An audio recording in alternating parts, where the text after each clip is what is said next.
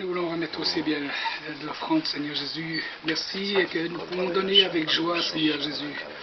Merci pour cet argent, Seigneur Jésus, pour le royaume, Seigneur Jésus. Tu bénis notre sœur qui a la charge. Et vraiment que tout soit fait selon ton plan divin.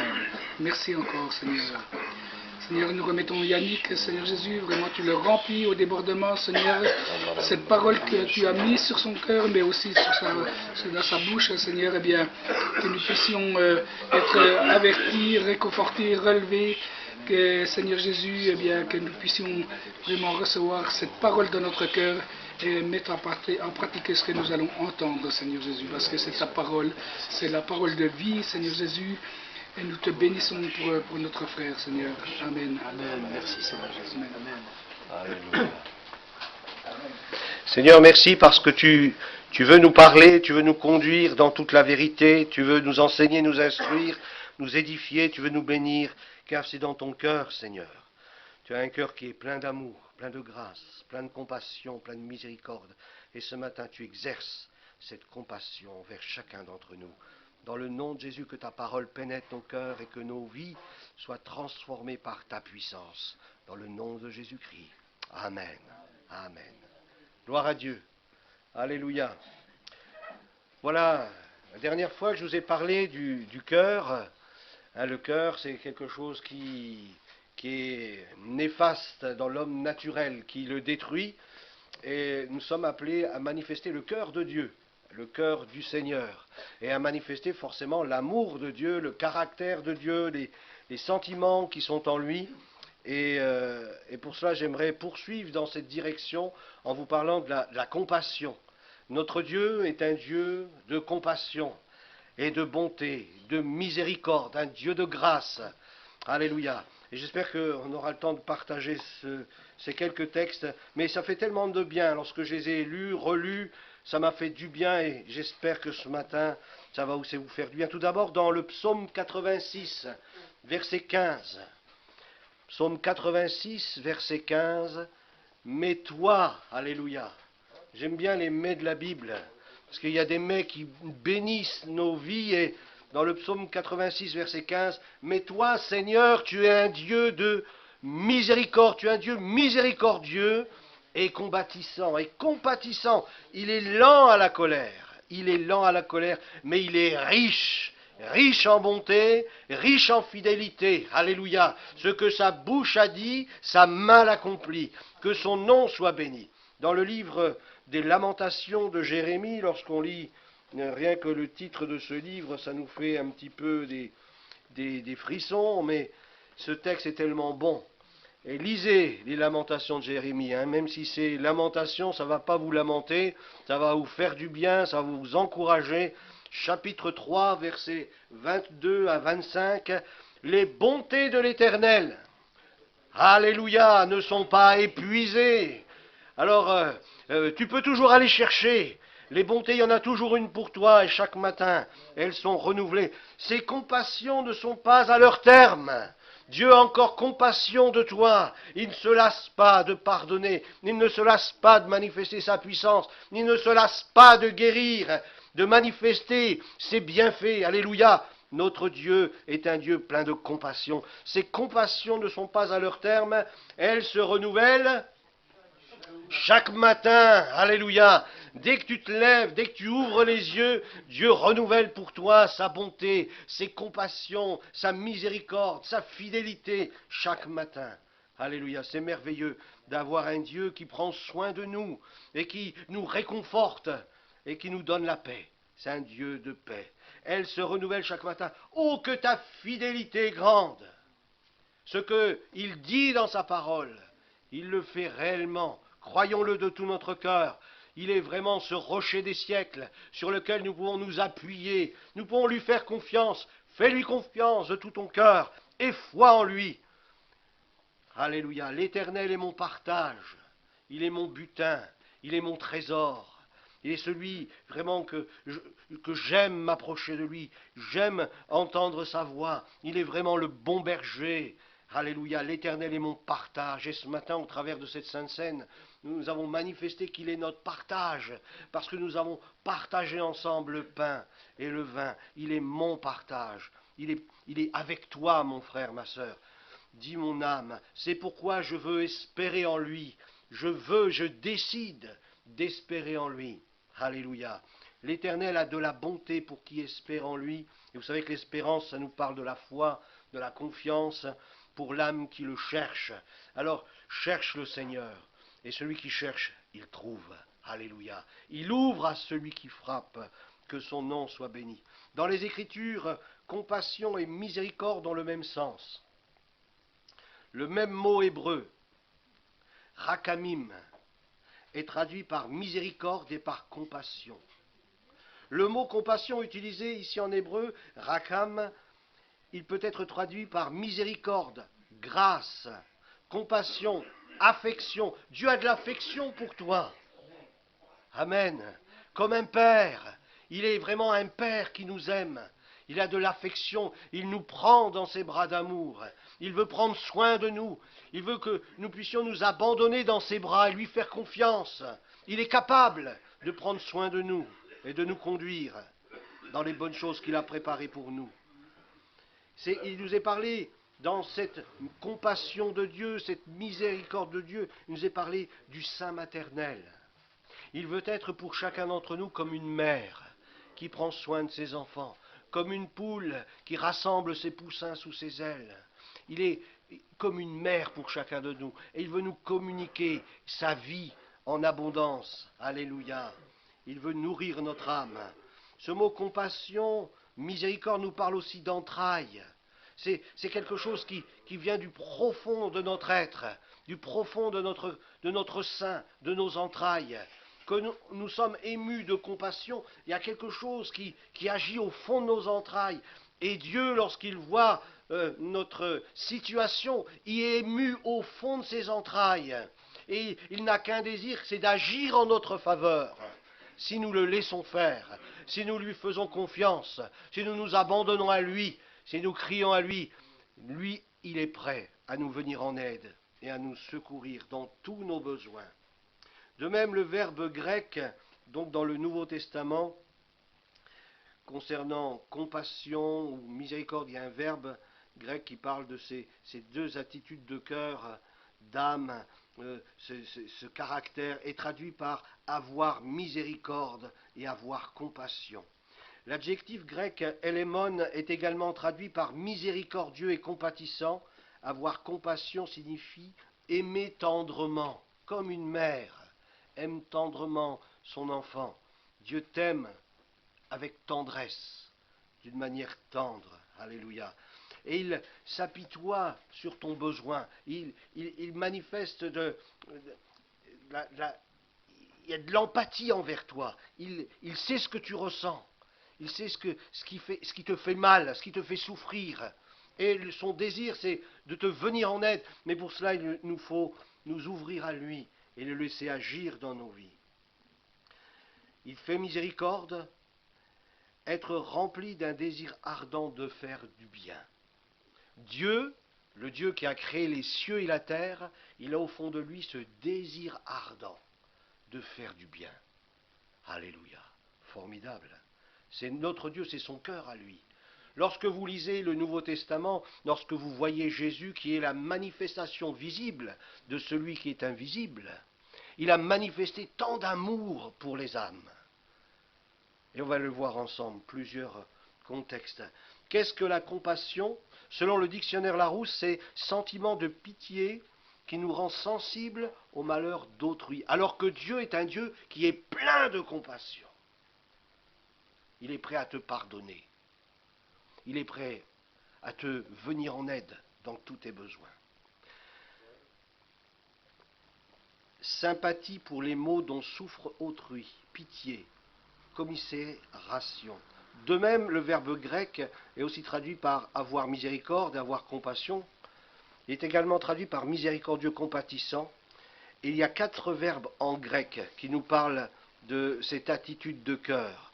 Avoir pitié, c'est un verbe. Un autre verbe nous parle d'ému de compassion, être remué intérieurement dans ses intestins. De là, être ému de compassion, avoir compassion, car les entrailles sont censées être le siège de l'amour et de la pitié. Un autre verbe en grec nous parle d'être affecté du même sentiment qu'un autre. Sympathiser, c'est avoir de l'empathie. Compatir avec. Faire miséricorde, un autre verbe, et obtenir miséricorde, avoir pitié. Il y a tellement de termes qui sont utilisés dans la parole de Dieu pour parler justement de ce que notre Seigneur, il vit au fond de son cœur, ce qu'il ressent au fond de son cœur et qu'il veut partager avec nous. Un texte dans le psaume 103, verset 8, nous dit « L'Éternel est miséricordieux ». C'est sa nature. L'Éternel est miséricordieux et compatissant. C'est en lui. On ne peut pas le changer. Il est miséricordieux. Lorsque tu demandes pardon au Seigneur, il te pardonne. Donc tu reçois son pardon. Lorsque tu es malade et que tu cries à lui, Seigneur, guéris-moi, reçois la guérison, parce qu'il est compatissant. Parce que son désir ne te pose même pas la question si Dieu veut me guérir. Il veut te guérir. C'est dans sa nature. Il a compassion de nos souffrances. Il sait ce que nous vivons. Il est lent à la colère. Vous savez, pour mettre Dieu en colère, il faut du temps. Mais à un moment donné, ça se fera. Mais il est lent, tellement lent à la colère. Et il prend tellement patience avec chacun d'entre nous. Il est tellement patient avec nous. Nous, on aurait déjà abandonné déjà bien longtemps, mais lui, il est patient. Et son amour ne change pas. Il est lent à la colère et riche en bonté. Il ne conteste pas sans cesse. Il ne garde pas sa colère à toujours. Il ne nous traite pas selon nos péchés. Il ne nous traite pas selon nos péchés. Qui peut s'approcher de Dieu?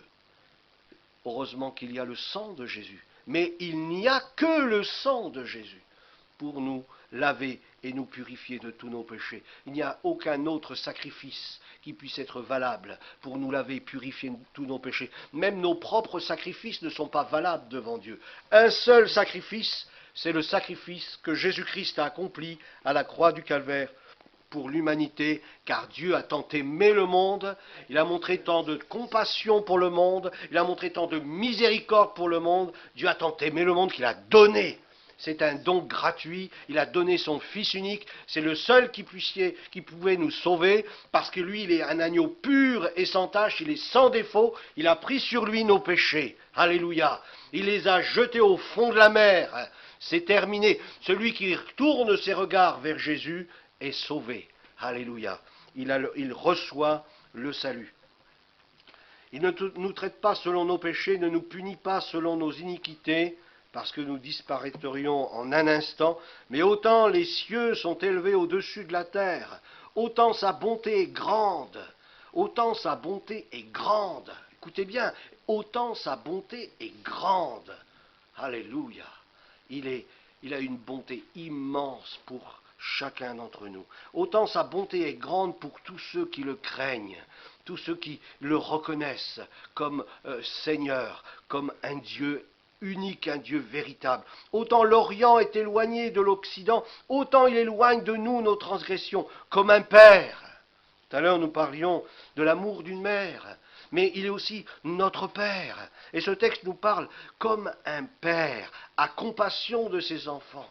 Comme le Seigneur le disait, mais ici il demande du pain.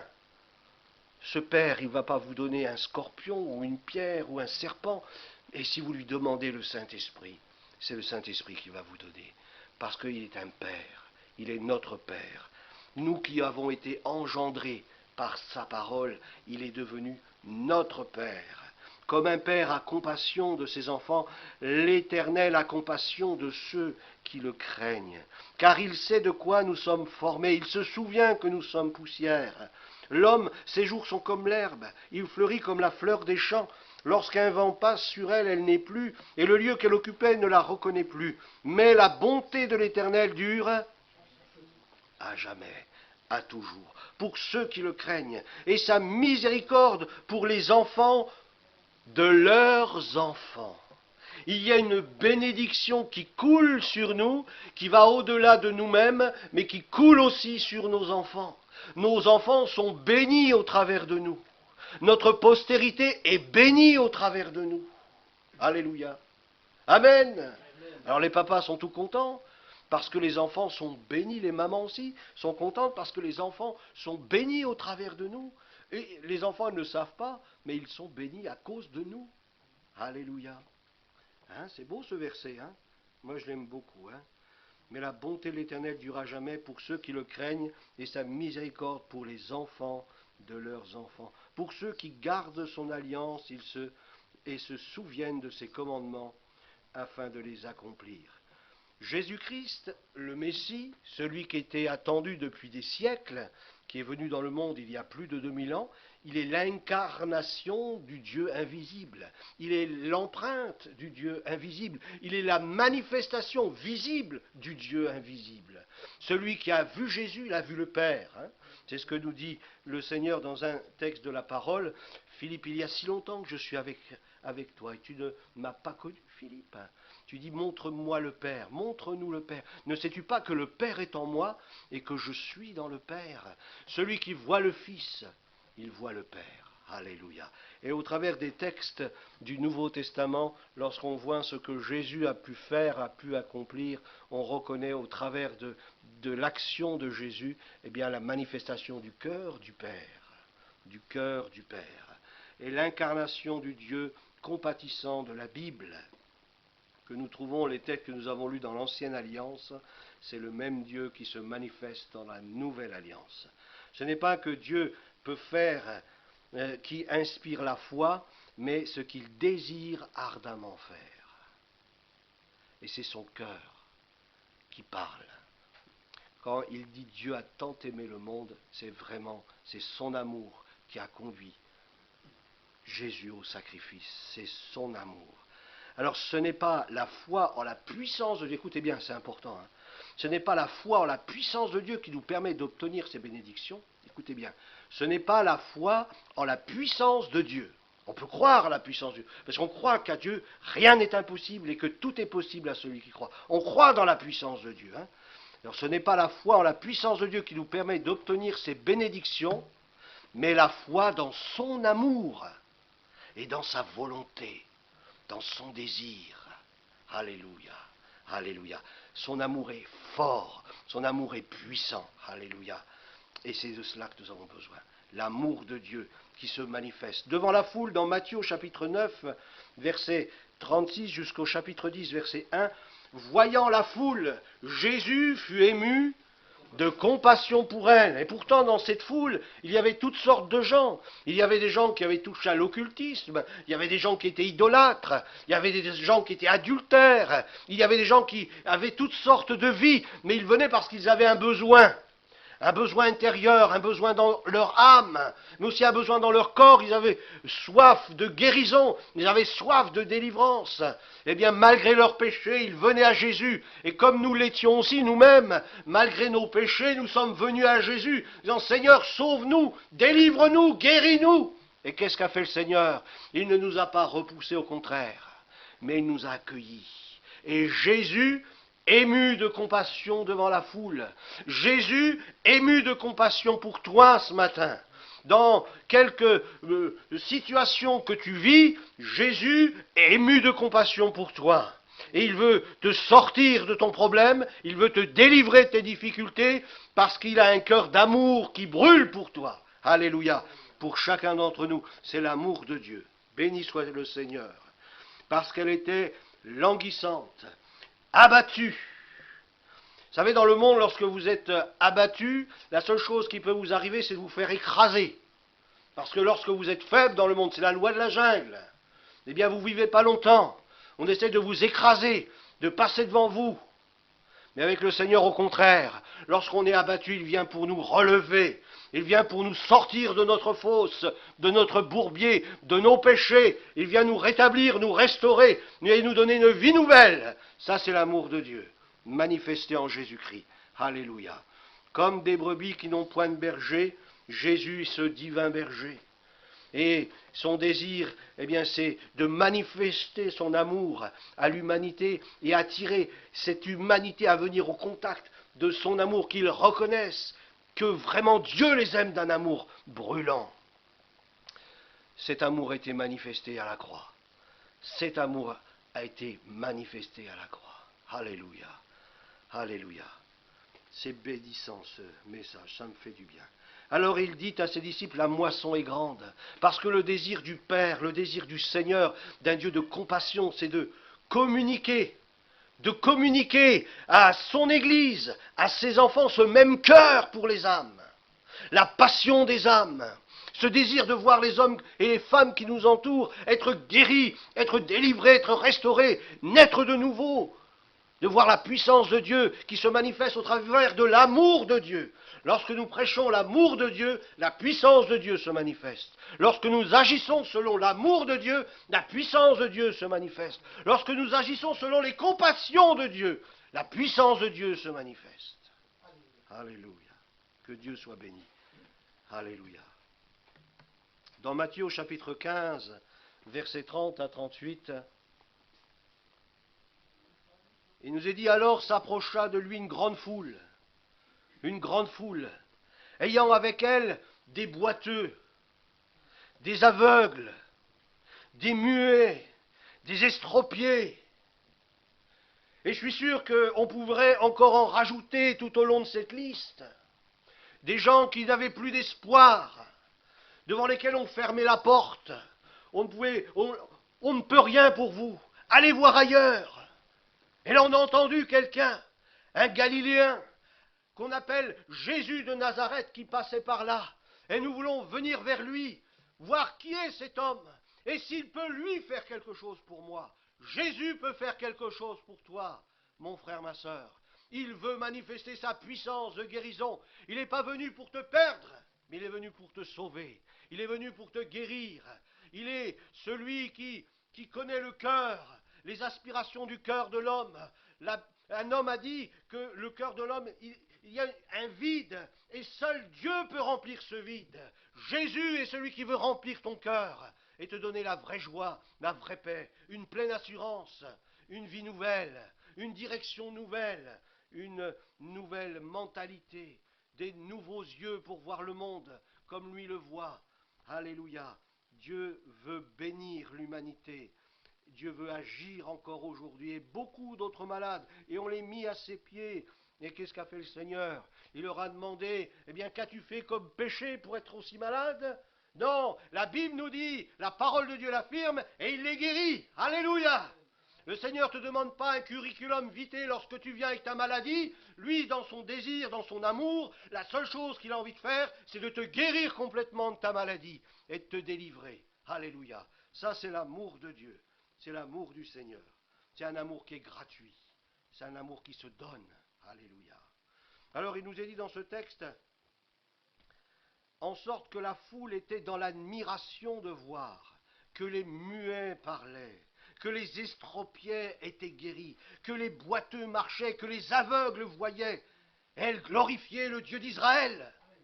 C'est là la volonté de Dieu, que Dieu soit glorifié. Et le Saint-Esprit se réjouit lorsqu'il travaille avec l'Église et qu'il manifeste des puissances de miracles et de guérison. Parce que l'Église porte en son cœur la passion des âmes, eh bien le Dieu vivant est glorifié. Et c'est vers lui que nous tournons nos regards. Et nous reconnaissons que Dieu est réellement réel et qu'il est tout puissant pour venir en aide à l'humanité que nous sommes. Alléluia. Les boiteux marchaient, les aveugles voyaient, glorifiaient le Dieu d'Israël. Jésus, ayant appelé ses disciples, dit, « Je suis ému de compassion pour cette foule. Est-ce que vous le voyez? Est-ce que vous le ressentez? Cet amour que j'ai en moi qui brûle, est-ce qu'il vit en vous, cet amour? » Le jour de la Pentecôte, lorsque l'Esprit est descendu, Dieu nous a communiqué de sa nature divine. Et là, nous pouvons aimer comme Dieu aime. Nous voulons manifester la puissance de Dieu au travers de cet amour qui nous met en action pour le salut des âmes. Alléluia. Est-ce que vous ressentez dans vos cœurs l'amour de Jésus qui nous presse? L'apôtre Paul le disait, je sens, ça me presse en moi. Il faut que je parle de l'Évangile. Il faut que je témoigne de l'amour de Dieu. Il faut que je parle du salut qui est en Jésus-Christ. Il est la réponse pour l'humanité. Il n'est pas simplement notre réponse, mais il est la réponse pour tous ceux qui nous entourent. Alléluia. Je suis ému de compassion pour cette foule, car voilà 3 jours qu'ils sont près de moi. Ils n'ont rien à manger. Dieu s'occupe et ait compassion aussi de ton naturel, de ce que tu vis, de tes besoins naturels. Il ne veut pas simplement te toucher spirituellement pour t'amener à la vie, mais il veut aussi te toucher dans ton corps pour te guérir, mais il veut aussi te toucher dans tes besoins et pourvoir à tes besoins. C'est aussi là une manifestation de l'amour de Dieu. Il est celui qui pourvoit. Il est celui qui pourvoit. Au-delà même de ce que tu peux imaginer. Ces gens ne pouvaient pas imaginer ce que Jésus allait faire. Un miracle extraordinaire. Il a multiplié les pains et multiplié les poissons par amour pour les âmes. Par amour pour les âmes. Parce qu'il voyait le cœur des hommes, des femmes, bien qu'ils s'attendaient à une intervention de lui. Et Jésus a compassion. Alléluia. Comment nous procurer dans ce lieu désert assez de pain pour rassasier une si grande foule? Jésus leur demanda: combien avez-vous de pain? 7, répondirent-ils, et quelques petits poissons. Alors il les fit asseoir. Il fit asseoir la foule, prit les 7 pains, les poissons, après avoir rendu grâce. Moi et le Père, nous sommes un. Et ce qui va se passer maintenant, eh bien, c'est pleinement dans la volonté du Père. Jésus ne force pas la main du Père. Jésus est la manifestation de l'amour du Père. Alléluia. Et là, la multiplication, tous mangèrent et furent rassasiés. Et l'on emporta 7 corbeilles pleines de morceaux qui restaient. Ceux qui avaient mangé étaient 4000 hommes, sans les femmes et les enfants. Alléluia. On va faire peut-être un dernier point, puis on verra la prochaine fois le suivant. Face à la souffrance, dans Luc 7, verset 11.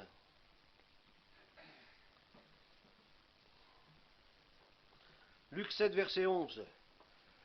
Imaginez ceux qui suivaient Jésus.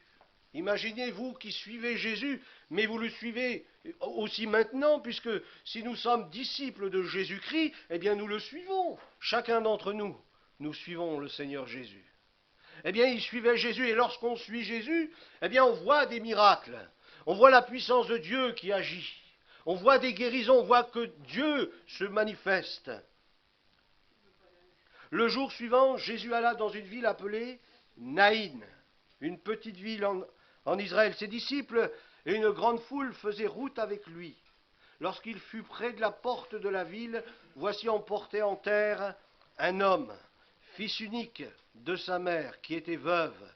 Il y avait avec elle beaucoup de gens de la ville. Le Seigneur l'ayant vu, Dieu voit. Il est l'Éternel qui nous voit. Il voit notre détresse. Pourtant, c'était quelque chose de naturel. Amener un mort. La mort fait partie de la vie. Mais dans cette situation-là, Jésus fut touché par le cœur de cette femme. Pas simplement parce qu'elle amenait son fils dans son dernier repos, mais aussi parce que c'était une femme veuve. Elle avait déjà perdu son mari. Elle souffrait déjà de cette disparition et elle avait un fils unique, le peu qui pouvait encore lui garder de l'affection, et ce fils aussi mourait. Quel drame pour cette femme! C'est pour cela que Jésus, il voit le cœur. Jésus ne fait pas un miracle parce qu'il faut faire un miracle. Ce qui anime, ce qui crée le miracle, c'est le cœur du Seigneur. C'est son amour, sa compassion. C'est parce qu'il voit ce qu'il y a au fond et il veut y répondre, il n'est pas insensible. Et lorsqu'il voit cette veuve, il est comme brisé dans son cœur, parce qu'il voit la souffrance. Elle est mise à nu devant lui, cette souffrance. Et puis là, il nous est dit dans ce texte, l'ayant vue, il fut ému de compassion pour elle. Pas pour les autres, peut-être d'autres aussi pleuraient, il avait peut-être des cousins, des oncles, peut-être qu'eux aussi pleuraient. Mais au travers de toute cette souffrance, lui, il n'a vu qu'une seule souffrance. Souvenez-vous de cet homme qui était au bord de la piscine, qui était paralytique depuis combien de temps? 38 ans.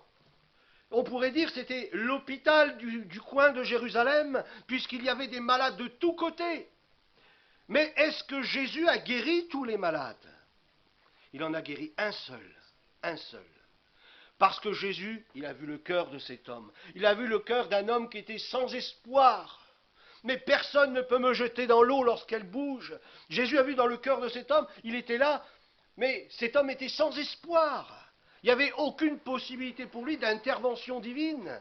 Il l'a dit lui-même, personne ne peut me jeter dans l'eau, alors que les autres qui étaient là, ils espéraient, parce qu'ils sentaient encore la force de pouvoir, si tu es au bout de ta vie, si tu es au bout du rouleau, si tu n'as plus aucun espoir, si tu es brisé de toute manière, il y a un espoir, c'est Jésus. Jésus peut te redonner de l'espoir. Il a redonné à cet homme de l'espoir en le guérissant. Lorsqu'il a saisi cet homme par la main, il l'a fait lever, il a été complètement guéri. Et cette femme, cette veuve, lorsque Jésus s'est approché du mort et qu'il a touché ce mort, il a rendu espoir à cette femme. Il a opéré un miracle extraordinaire, une résurrection, non pas parce qu'il fallait qu'il ressuscite, mais parce que son amour l'a conduit à ressusciter ce jeune homme en voyant le cœur de cette femme.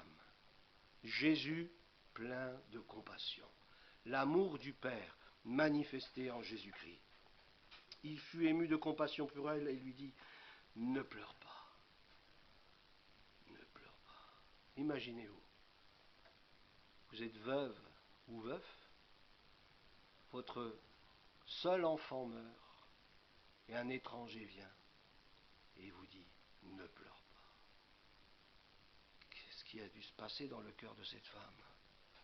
Pourquoi, Seigneur, tu me dis, ne pleure pas? Qu'est-ce qui se passe? Pourquoi tu me dis ça? Mais peut-être qu'elle ne savait même pas que c'était le Seigneur. Peut-être qu'elle ne savait même pas que c'était le Seigneur. Alors quand il lui dit, ne pleure pas, peut-être qu'elle devait s'attendre à ce que quelque chose se passe. Elle ne savait pas quoi. Elle n'aurait jamais pensé que son fils ressusciterait. Mais elle s'attendait à quelque chose se passe. Elle voyait toute cette foule qui entourait Jésus, qui venait avec Jésus auprès de tous ces gens qui étaient dans le deuil et dans la souffrance. Il y avait, comme on pourrait dire, la joie qui rencontre la tristesse, la vie qui rencontre la mort. Et lorsque la vie rencontre la mort, c'est la vie qui triomphe. C'est la vie qui triomphe. La vie en Jésus-Christ, c'est elle qui triomphe toujours. La vie de Jésus. Il s'approcha du cercueil. Alors je ne sais pas, peut-être les gens qui étaient là autour, je ne sais pas, peut-être qu'ils ont essayé, non, parce que quelqu'un qui touche un mort, c'est quelqu'un qui se rend impur. Alors peut-être qu'ils étaient là autour, ils disaient, non, non, ne le touche pas, ne le touche pas. Mais Jésus, il s'approche. Et il fait abstraction de ceux qui sont autour du cercueil. Jésus s'approche, mais dans son esprit, il voit le cœur de cette femme. Il voit le cœur de cette femme. Et rien ni personne n'aurait pu empêcher Jésus de toucher ce mort et de le ramener à la vie. Ça, c'est le cœur de Dieu. Il est près de ceux qui ont le cœur brisé. Alléluia. Cette femme avait le cœur brisé devant Jésus. Elle a cru que quelque chose allait se passer. Mais le seul qui puisse faire le miracle, c'est Jésus. C'est l'amour de Dieu, manifesté en Jésus-Christ, qui seul pouvait faire ce miracle. Ne pleure pas, il s'approcha, toucha le cercueil, ceux qui le portaient s'arrêtèrent. Il dit, jeune homme, je te le dis, lève-toi. Et le mort s'assit, et il se mit à parler. Jésus le rendit à sa mère, et tous furent saisis de crainte. Et ils glorifiaient Dieu, disant, un grand prophète a paru parmi nous, et Dieu a visité son peuple. J'ai beaucoup aimé, il y a quelques années en arrière, on va s'arrêter là, j'avais vu une vidéo, ça parlait de la Réunion, de l'île de la Réunion. Et c'était, le titre de cette vidéo, c'était « Dieu a visité son peuple ». Formidable. des guérisons miraculeuses, la prédication de l'Évangile, l'amour de Dieu qui se manifestait par des signes, des prodiges, des miracles extraordinaires. C'était Aimé Cizeron. À une époque assez lointaine d'aujourd'hui, il y a eu un grand réveil dans toute cette région du monde. Dieu a visité son peuple. Mais Dieu visite aussi nos vies. Dieu veut visiter aussi la Franche-Comté. Dieu veut visiter aussi l'Île-sur-le-Doubs. Dieu veut visiter, c'est son désir. Il le veut vraiment. Et il le fait au travers de son Église, au travers de chacun d'entre nous. Dieu visite ton foyer, Dieu veut visiter ta famille, Dieu veut visiter ton quartier, Dieu veut visiter ton village, il veut visiter ta ville, il le fait au travers de toi, parce que tu l'as reçu, parce que tu l'as accueilli, parce qu'il a fait de toi une nouvelle créature, et parce qu'il vit en toi. Alléluia. On va terminer, on va prier le Seigneur, et on verra la suite dans 15 jours. Alléluia. Seigneur, merci pour ta compassion, merci parce que ta compassion est extraordinaire. Tu as eu compassion de nous lorsque nous étions des pécheurs, lorsque nous nous jetions dans nos péchés, lorsque nous étions sales, souillés. Mais Seigneur, tu nous as appelés à venir à toi par amour. Tu as étendu tes bras par amour. Et lorsque nous sommes venus à toi, tu nous as lavés, tu nous as purifiés, tu as fait de nous de nouvelles créatures, tu as mis en nous un esprit nouveau, un cœur nouveau.